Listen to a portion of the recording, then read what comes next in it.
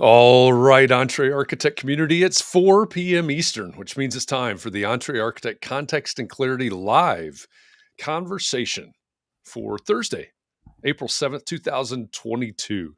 As you get here, say hi. Let us know that you're here and let us know where you're joining the conversation from. If we've never met before, my name's Jeff. I come here every weekday afternoon at 4 p.m. Eastern for one reason, so that we can find clarity around the things that matter most to you, the architect. Doesn't matter if you're the employee of a firm or you own your own firm. Maybe you've circled a date on the calendar and you said 2022 is my year and you're on the runway to starting your own thing. Or maybe you have owned your own firm for a year or 10 years or 28 years and you're starting to rethink or reimagine what your firm could or maybe even should be. All of the topics that we cover, one topic every day, they all fall under the broad umbrella of the business of architecture, and they're all the need to know topics for the success of small firm architects just like you. So thanks for joining us today. Great to have all of you here. Looking around the room, waiting for people to come in here.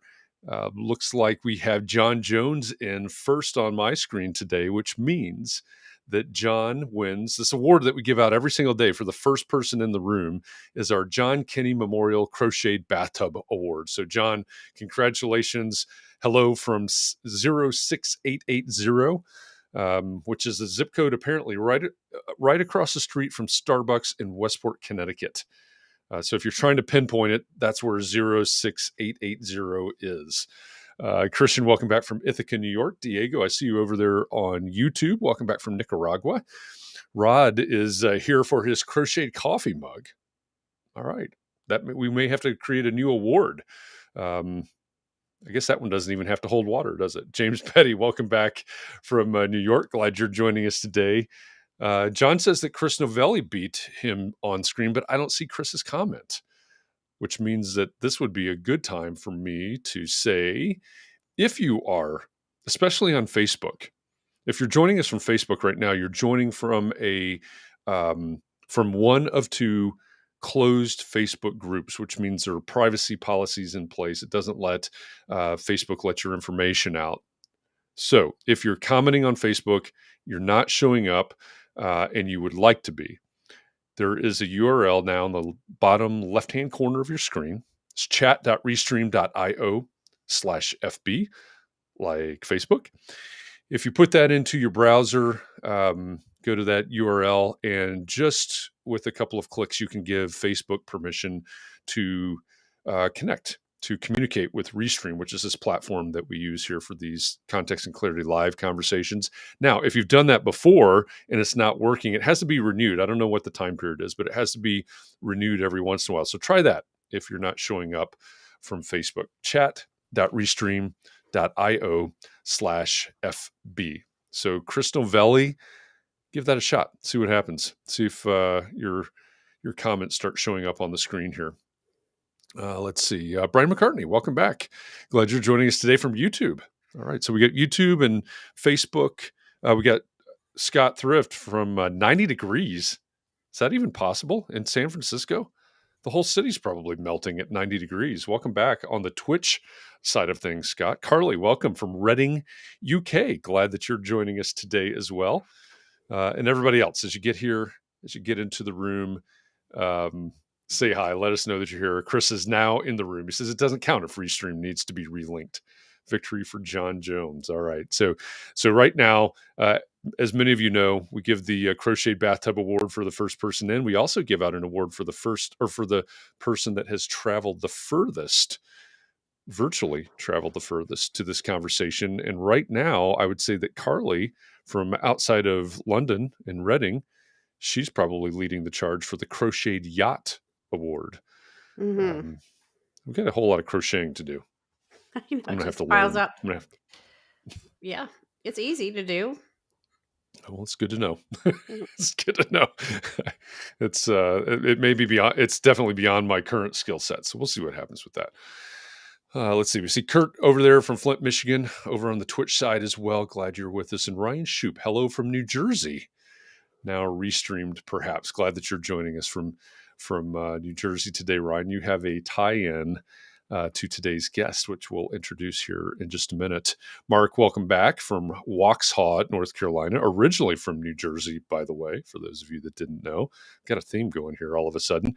Benita, thanks for the wave from Atlanta. And Yoko, welcome from rainy Alexandria, Virginia. Well, good news, East Coasters. It's sunny in Indianapolis, so give it about 12 or 16 hours or so, and you'll either have moonshine or sunshine, one or the other. One might be more enjoyable than the other. Jefferson, welcome back from Los Angeles, and Pam from San Diego. Wow, we've really covered the U.S., Nicaragua, and the U.K. now. Great to have all of you with us today. And again, if you're just getting here, welcome to the Entree Architect Context and Clarity Live conversation. I'm going to introduce our guest here in just a minute. But if you haven't said hi yet, let us know that you're here.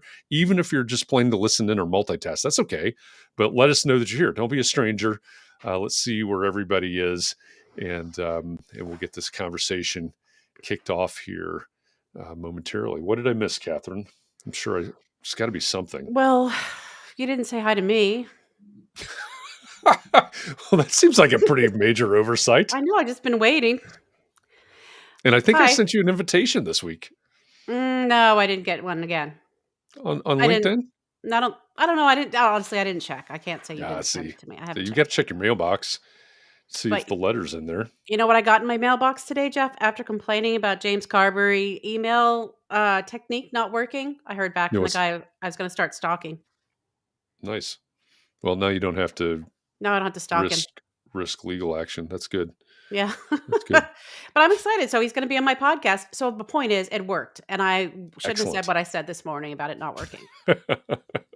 Well, I'm glad it worked. Glad it worked. Yoko says I need to be nicer to Katharine. Sorry, Katharine.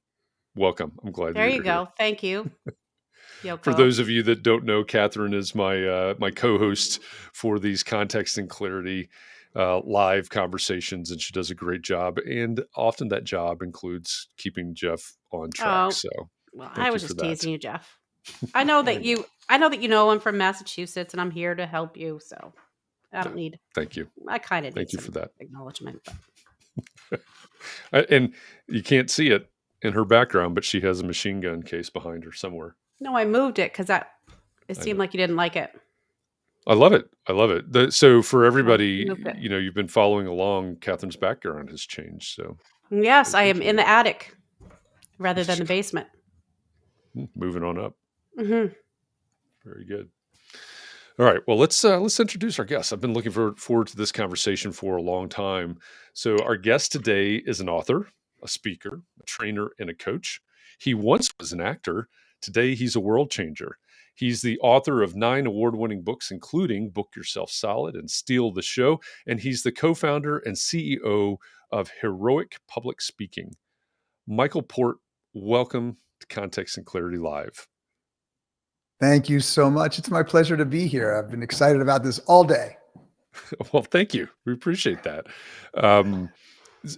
We talked about this shortly before we went live, and some in the audience know this. I have a suggested reading list on my website, and Book Yourself Solid has been there since the very first time that I posted that on my website. And so I was re-listening to it last week as I was driving north to a baseball game for probably the third or fourth time. I thought, yeah, this feels like home. So thank you for joining us. I'm looking forward to talking about not only Book Yourself Solid, but everything else that you do as well. And I think there's definitely a thread that flows through all of the things that you do. So it's great to have you here. At the top of your website, your Heroic Public Speaking website, it says a speech has the power to change the world and the people in it, including the speaker. Mm-hmm. That's the last part of the quote there. And as I was thinking about how this conversation might go, I was thinking about that quote and thinking that really is a theme. It's not only for Heroic Public Speaking, but I think that flows through pretty much everything that you do. This idea that you can change the world is there. I think it's a very purpose-driven message or approach. Is there any validity to that to my assumption there? Yeah. So thank you so much for mentioning that. I think it's really important.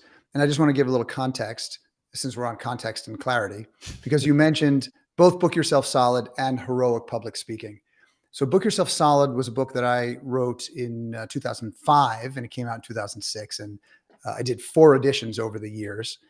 And in 2014, I turned the business over to the folks who were working for me at that time.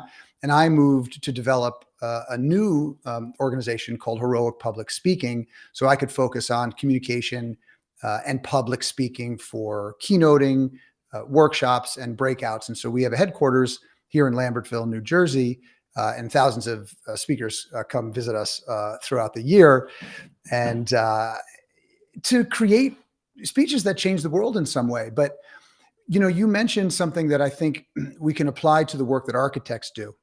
So yes, I believe that a speech has the power to change the world and the people in it, including the speaker, and including the speaker is the key.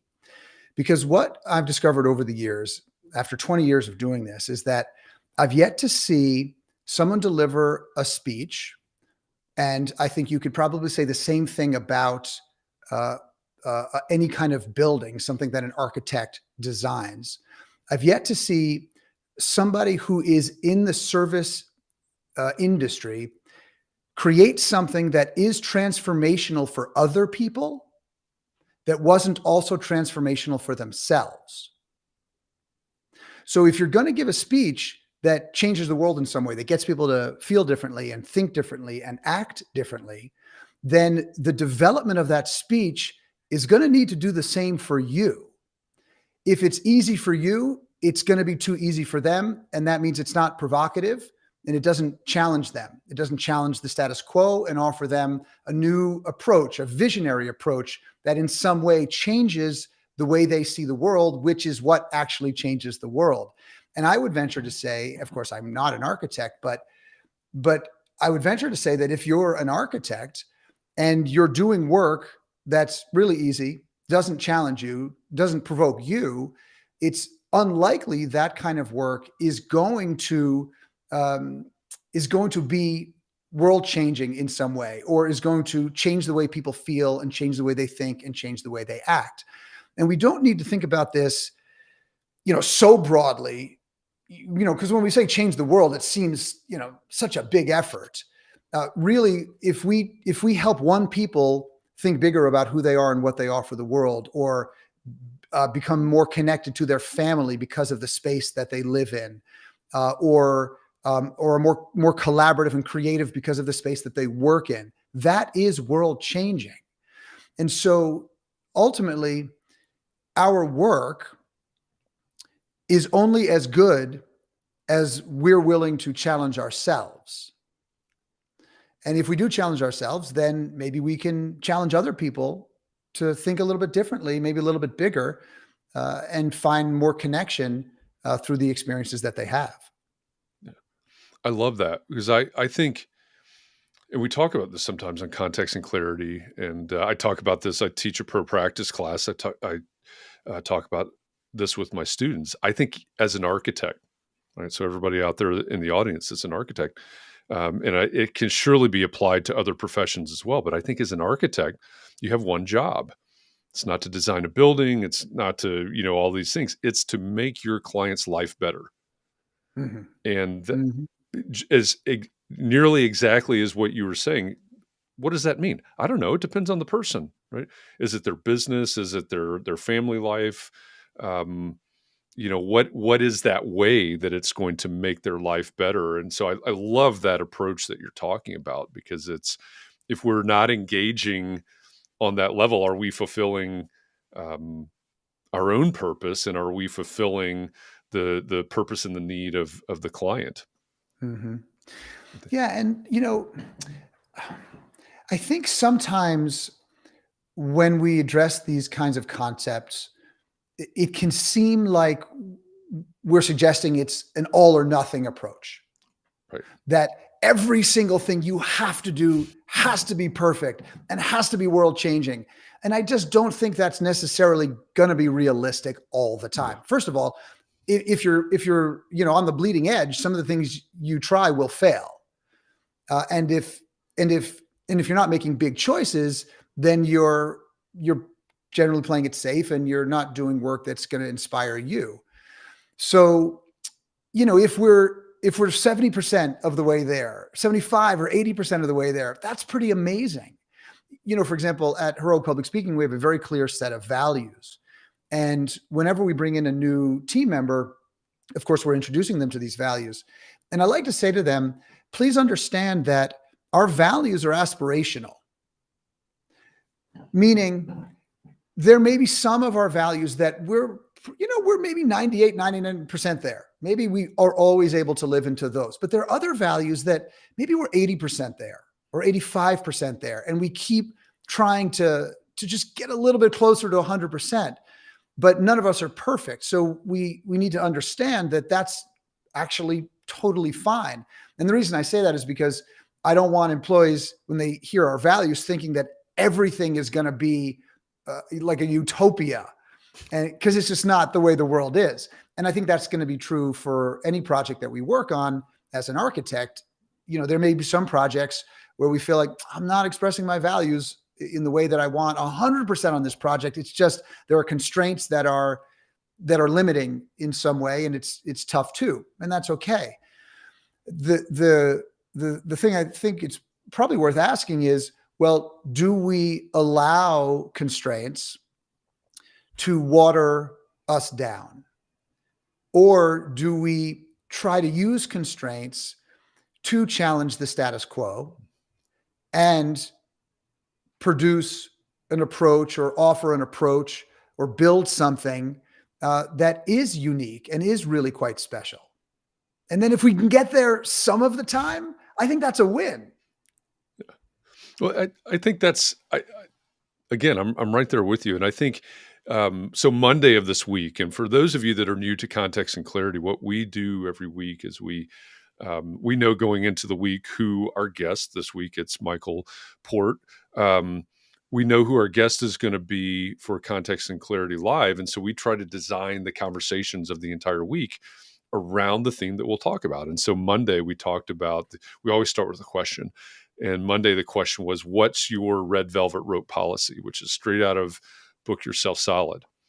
And I think one of the things that one of the questions maybe that came up in Monday's conversation is, well, what happens if my business evolves, or what happens if I get it wrong, or, all these, maybe coming from the idea of I'm going to set this in stone. What if I do get it wrong?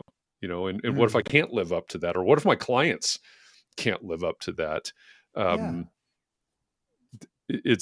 love that idea that, we talk about progress over perfection a lot as well. And I think it's this idea of, like you said, it's aspirational, trying to get there as best we can. Yeah. We want to ask a lot of ourselves, but not too much, not so much that we start to, feel like we're never moving forward. So let me give some context around this red velvet rope policy.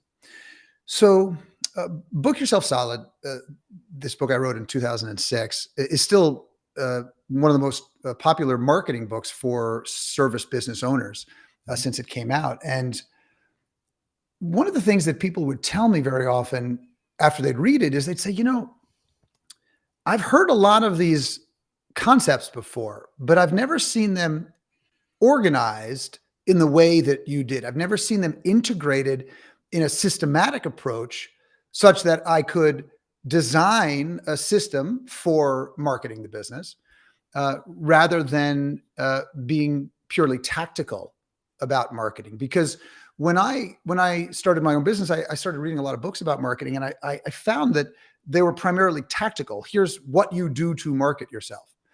And interestingly enough, I found I couldn't really, I didn't have any context around it. And I think when anything we choose to do in our business, we need to consider contextually, how does it relate to everything else we're doing? And so when I wrote this book, I made I made the first chapter of the Red Velvet Rope policy because I think it's the first fundamental building block of being booked solid. And a Red Velvet Rope policy is a filtration system that allows in only your most ideal clients that energize you and inspire you, and most importantly, allow you to do your best work. Because what happens when you're doing your best work? Two things. Number one, people are out talking about your best work. And number two, you'll love the work that you do. So if nobody's talking about your work, it's hard to pick up business. If you're not loving the work you do, you're probably not going to do great work. So it's very confronting, and which is why I put it as the first chapter, because especially when you're starting, you think, wait, I mean, that means I have to say no to some people? I don't understand that. I need the work. I mean, I got, student loans to pay. And yes, I really do understand it. And absolutely, you could have a looser Red Velvet Rope policy, at the beginning, and then you could tighten it up as you go. But if you don't create that policy, then you may find yourself working with dud clients, people that drain your energy, people that make you feel like your work isn't worthwhile, people that make you feel like you want to do bodily harm to them. and you don't want to be in that situation. Generally not a great way to book yourself solid, get yourself booked solid. So what is a Red Velvet Rope policy? Is it based on just a target market? No. A Red Velvet Rope policy is based on the values that you want to see in the people that you serve. Because if their values align with your values, you're going to do your best work, and they're going to let you do your best work. Because I'm sure, all of the folks who are listening in right now have had the experience where they get a client who says, listen, I think your work is phenomenal. Here's my vision. I want you to take that and do what you think is best with it. And they let you run with it. They don't try to build for you. They don't try to be the architect. They let you do your work. And so what kind of values allow you to do your best work? Do you want to work with people who are highly collaborative? Do you want to work with people that are, that take big risks, that play high stakes?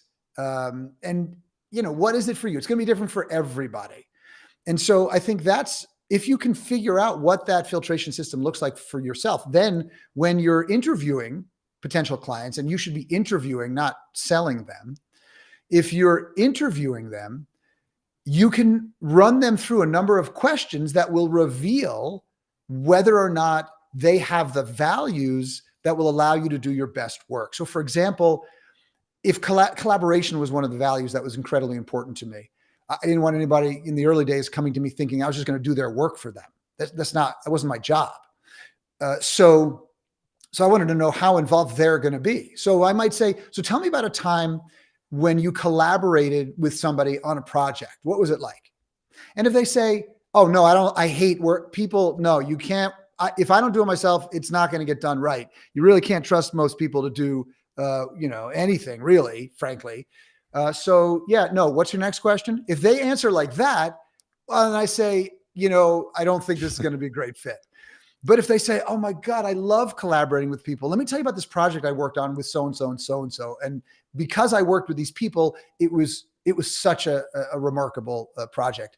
For example, at Heroic Public Speaking, we do a number of different things. One of the things that I do just for a few people a year is something called HPS Pro, Heroic Public Speaking Pro, where my whole team will work with one speaker to write their script, build their website. I'll direct the whole speech. And it's a really big, comprehensive program. We shoot their video trailer, their bio trailers. And we're working with somebody right now who's a Country Music Hall of Fame. He's in the Country Music Hall of Fame. And working with him is such a joy because every single day throughout his life, he's been in the room collaborating with people. That's what he does. So he knows how to bring that kind of collaboration to it. And he's letting us guide the process because he knows we're the visionaries in this particular field and he wants to do visionary work. And those are the best kind of people to work with. So it takes a huge amount of guts, a lot of courage, whether you're at the beginning of your career or well into your career, to say no to people. But when we say no to people, we're telling the world who we're saying yes to. And although it may be scary, and although your spouse may say, wait, you said what? You said no? Ultimately, what I have found, and what thousands and thousands of other very successful professionals have found, is that when they take that approach, they're able to build much more quickly. Because when you're doing your best work, those people are going to go out in the world and talk about you nonstop. And that's going to keep bringing in more business. In fact, at Heroic Public Speaking, only 5% of the people that we work with are not referred. Yeah. We are a referral-only organization. We allow 5% of the seats in our events to go to people who aren't referred, because there are a lot of great people out there who might not have a referral, but we interview them extensively before we invite them to come to an event. But 95% of the people who come are all referred by alumni of Heroic Public Speaking. This way, they know what is in store for them. They understand our values. They understand the rigor of our work. And it makes it much easier for us. So we don't have to be a sales and marketing organization. We can, in our case, be an educational institution, just like the architects want to be architects, not marketing and sales professionals. And the only way to do that is to produce the absolute best product for the people you serve. Just like in speaking, there are some people who get booked to speak because they're famous, but they don't get asked back next year very often. Right. The people who work nonstop are the ones whose speeches are what we call referable speeches. Mm. My most recent book is called The Referable Speaker. And I could, we could easily, just you and I, Jeff, could get together and just as easily write a book called The Referable Architect. Because if you understand the factors that go into referability, then you're able to build a business that grows based on the work you do, not based on, whether or not you buy clever AdWords or buy some attention somewhere else. And certainly we know in architecture, you're not going to be able to buy attention. That's not really how it works. Yeah. That's an important point, because it's, there's rules of thumb out there, but in professional services, architecture or beyond, they're relationship-driven businesses, or it's a relationship-driven industry. And every firm out there, and if everybody in the audience really sat back and thought about this and said, okay, well, how much of my work comes from repeats and referrals is what I like to call it. So repeat clients and referrals from other clients. And it's going to be a huge percentage. And I often say, the lowest I've ever heard was like 65%. And the highest I ever heard was like 97%. But a huge bulk of your work is going to come from repeats and referrals. And one of the things I really love about what you're saying right now is that if I'm somebody that wants to refer Katharine, I need to refer someone to Katharine. Katharine needs to design a home for them. I need to know what it is I'm referring them to. I need to know how to communicate that. Mm-hmm. And there's an awful lot of Book Yourself Solid that is about that. It's about the clarity of the message. Also, in Steal the Show, there's a lot of clarity of the message. So there's a lot of overlap there too, I think. Yes, that's right. Well, it's very difficult to spread any kind of message if it's not clear. Right. We all know that. The difficult thing is sometimes when you're in any kind of thought leadership, and I think architecture is thought leadership if it's done well. Anytime you're in any kind of thought leadership, sometimes people don't hear you until you're sick of saying whatever it is you need them to hear. And so I think that sometimes we give up really quickly. We think, oh, well, I put the message out there. It didn't really land. I guess nobody wants it.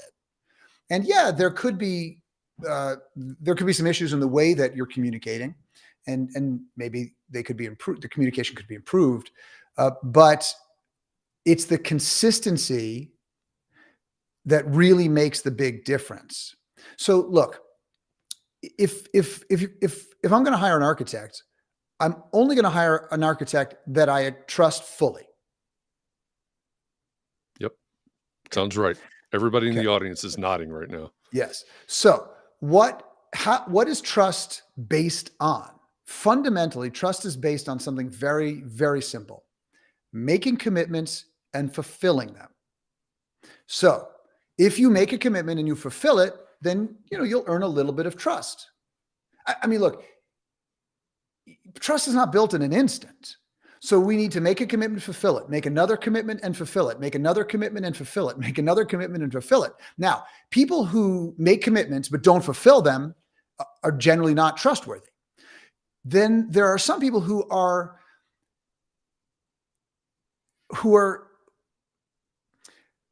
often won't make commitments because they're afraid that they won't fulfill them. So if you can't make commitments clearly, then again, it's hard to build trust. So what's an example of one of these commitments? Because you're not talking about, hey, we're going to design this building for you. There's something that comes before that point, right? Well, I'll give you an example. Context and clarity is a perfect example of that. You do this every single week at the same time, and you've done this. This is almost 200 episodes? It's 493 of our daily, and we're almost 50. What is it, Katharine? Almost 50 of our live? No, it has to be more than that because it's been since February. So we haven't counted that one. It's a lot. It's a lot, right? So it's a lot, yeah. Which is my point. Yeah. If you just did this randomly every once in a while, you would not build a community. Right. And so one of the linchpins of the Book Yourself Solid system, it falls right in the middle of the system. There's 16 building blocks and 4 different modules. One of the linchpins is something that we call the always have something to invite people to offer. And I developed this early in my career as an entrepreneur back in 2003 when I had hair, because I was using speaking a lot as a way to advance the brand and try to create awareness for what I had to offer. But I was not comfortable with selling from the stage. I wasn't really super comfortable with selling when I first met people, because I think that sales offers should be proportionate to the amount of trust that we've earned.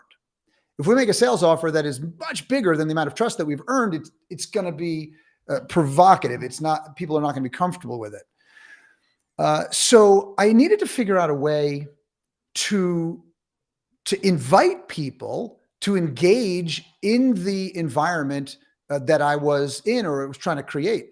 So I said, okay, well, maybe I could do something every week like this, at the same time like this.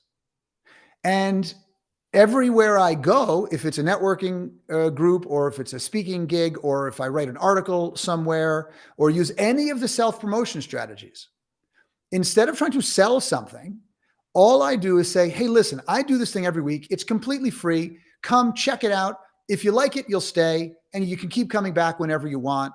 Drop in or come every week. It's whatever. It's up to you. If you don't like it, then you just waste a few minutes and then, you go on to do something else. What I found is that 86% of all of the clients that came through Book Yourself Solid, and we're talking about thousands and thousands of people over more than a decade, they all came from that. It was their way to test drive us, to see, do I like them? Do we share the same values? Do they make sense? Are they my people? Mm-hmm. And, this is 2003. So there was no video. We didn't have this cool streaming platform and this great technology. And all I had was a conference line and a panel that I could, unmute people and they could ask questions. So it was the early days, but it's the same concept. So there isn't one way to do this. You don't, if somebody doesn't feel like hosting something like this, they don't have to. There are certainly a number of ways they can do this. I saw the interview you did with Seth Godin. He gave you some great examples of this. He said, look, with CAD now, you can design, a breathtaking buildings, and you can post them online. You can post them on a blog. You can put them wherever you want. You can do a new one every month, if that's possible. I don't think that's possible. That seems like a lot, but you understand what I'm saying. If you choose, you say, listen, here's the thing that I'm going to create, that anytime I meet somebody, I can invite them to it. There's no barrier to entry whatsoever. And it gives them an opportunity to get a taste, because architecture has a huge barrier to entry for clients. Huge, for a couple of reasons. Number one, many people don't think they could afford architects. That's first and foremost. Secondly, often they don't know where to find architects or how to evaluate architects. Third, architecture is a creative art. And so you're going to want to choose somebody that you resonate with, that shares your style and point of view. And so the broader you are as an architect, the less interesting you are to the people you serve. And I have to imagine that you've talked about this, and many of your guests have talked about this, but it still is hard for architects to make this decision to really, really be specific and say no to things that are not in their wheelhouse. Because if you look at the greatest architects in history, did they do everything? I don't think so. Like look, obviously it's easy to pull Frank Lloyd Wright out of my pocket, but when you see a Frank Lloyd Wright building house, that's Frank Lloyd Wright. You don't even have to tell me that's Frank Lloyd Wright. And I go, is that a Frank Lloyd Wright building? Yeah, absolutely. We have one or more out here actually near where I live. So not in Jersey, I'm in Pennsylvania, New Hope. But it takes guts, but the people who are willing to be courageous are the ones who get to do the best work. And that is why you went out on your own. You had this entrepreneurial seizure. You said, I don't want to work for a big firm. I don't want to just,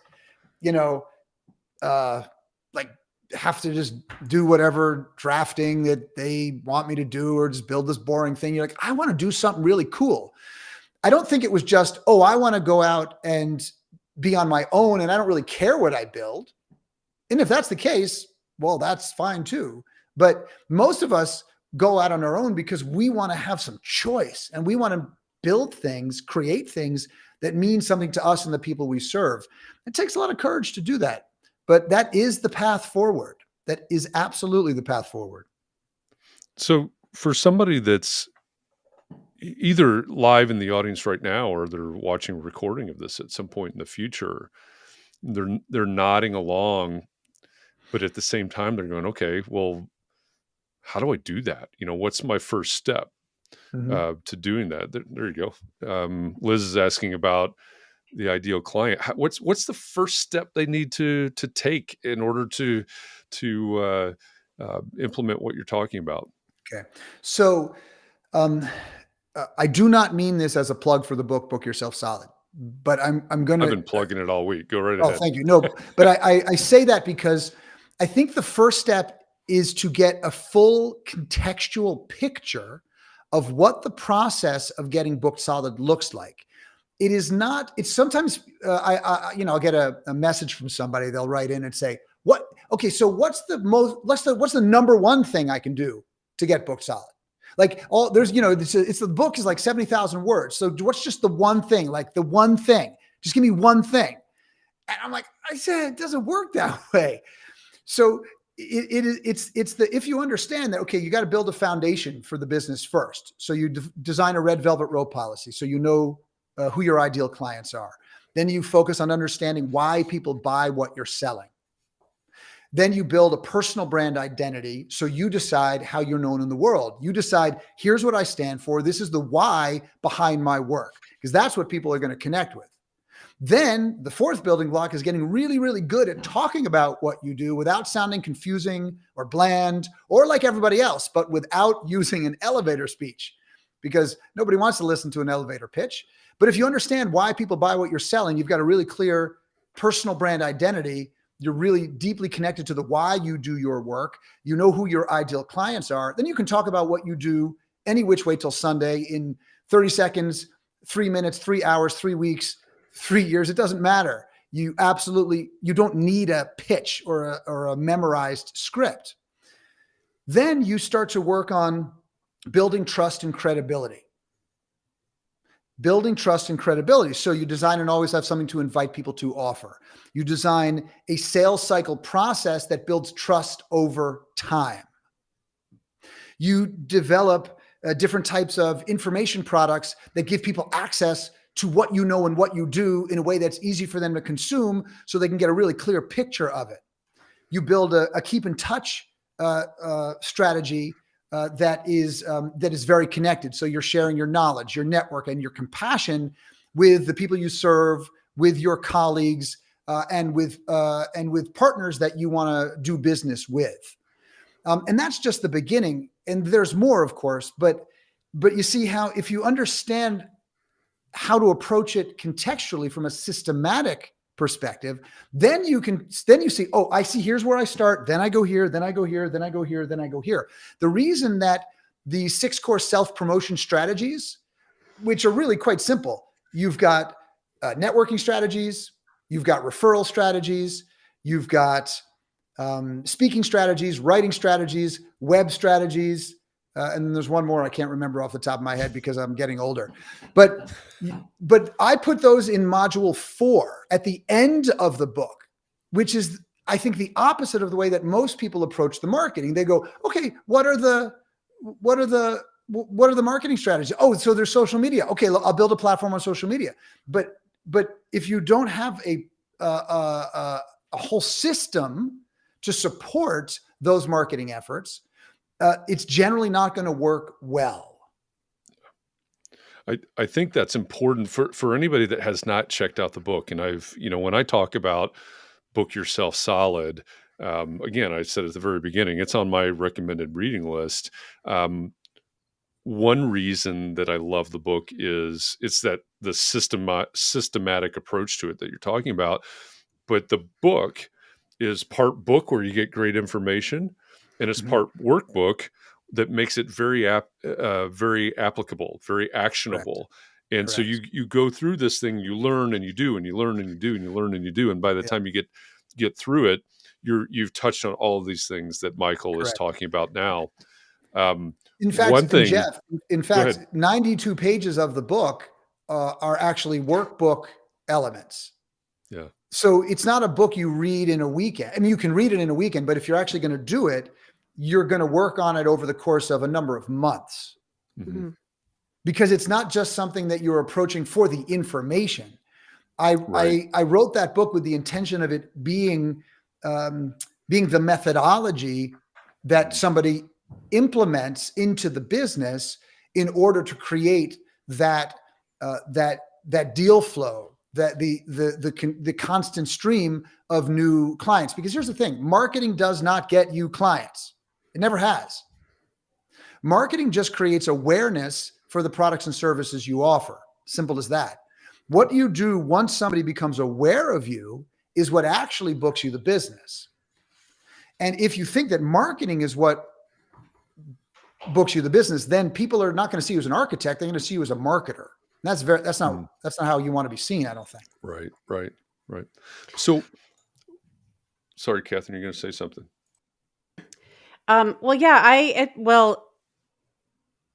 It's a little bit irrelevant. Not really, because we're talking about the book. But, when I was listening to your book, I noticed that you use female pronouns way more than other people do. And so I was wondering if that was a conscious thing or not. And I just wanted to ask you.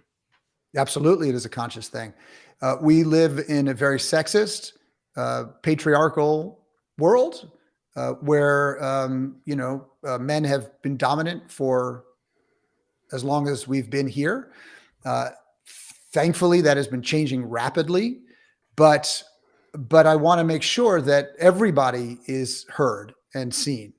And this is something that I address with my students who are speakers, because it's important to consider the language that we use. So for example, if you regularly use, when you're speaking to, say, a group, the expression, you guys.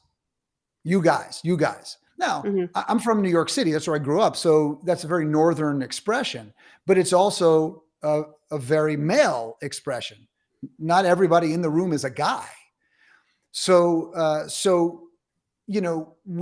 it's a good idea to consider, is any of the language we're using excluding people that we don't want to exclude? Now, that's different than being bold about your work, meaning I absolutely want to push away people from my business who are not right for the business. Like, I don't want anybody coming to work with us who are like get rich quick seekers. So I really push away. I really focus on the rigor that's required to do this kind of work.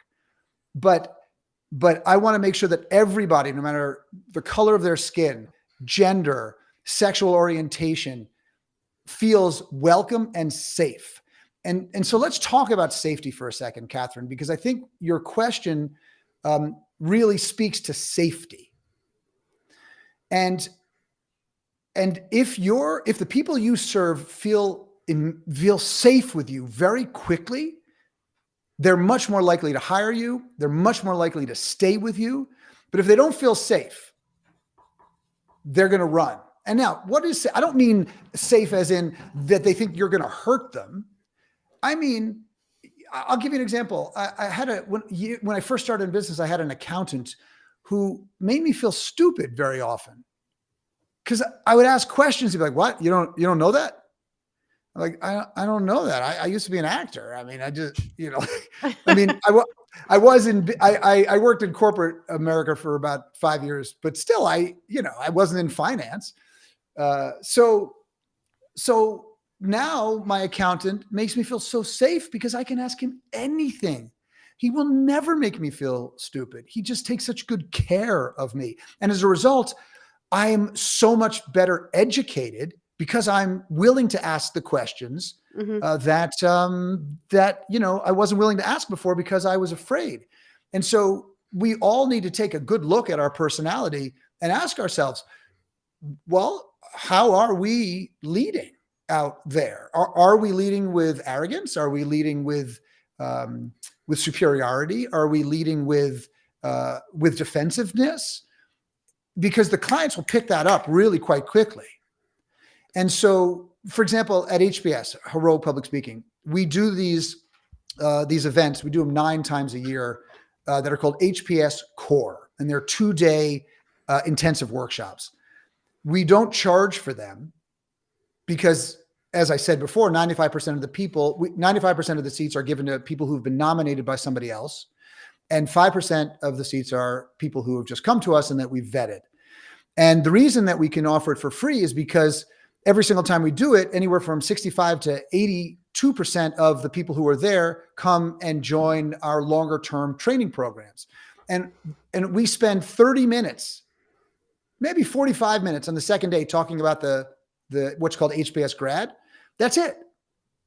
That's it. And they're completely blown away by the experience and that there's no cost.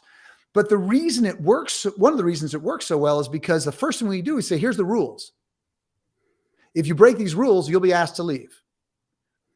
Number one, you can be a critic or a performer, but you can't be both. Not here. If you want to be a critic, you have to go now. Because we're helping you see the world from the performer's perspective. And the performer says, yes, and. Yes, they look for what works and they are inspired by what other people do. They don't look at the other performers and go, yeah, what are they doing? I'm better than them. So that's number one. Number two, we do not allow anybody to coach anybody else because everybody in the room are experts. They spend their life telling people what to do. And so, we explain why. We say, listen, because, if we're up here working with somebody, there may be 50 things we could work on with them. but we're choosing 1 or 2 or 3 because that's what we need to focus on now. It's going to be most helpful for them. And we use it as a teaching tool. So if they get off the stage and you start running up to them and say, oh, there was this other thing Michael didn't address, but I think you should fix this. You could hurt their feelings and you could confuse them because now they're getting all this different advice and they're not sure, what to listen to. And number 2, you may have no idea what you're talking about. Because when you are somebody who spends their life telling people what to do, sometimes you think you can do the same thing on topics for which you're not actually a visionary or even really truly an expert. So there's a number of other rules that we put in place, but when people hear them, they immediately soften.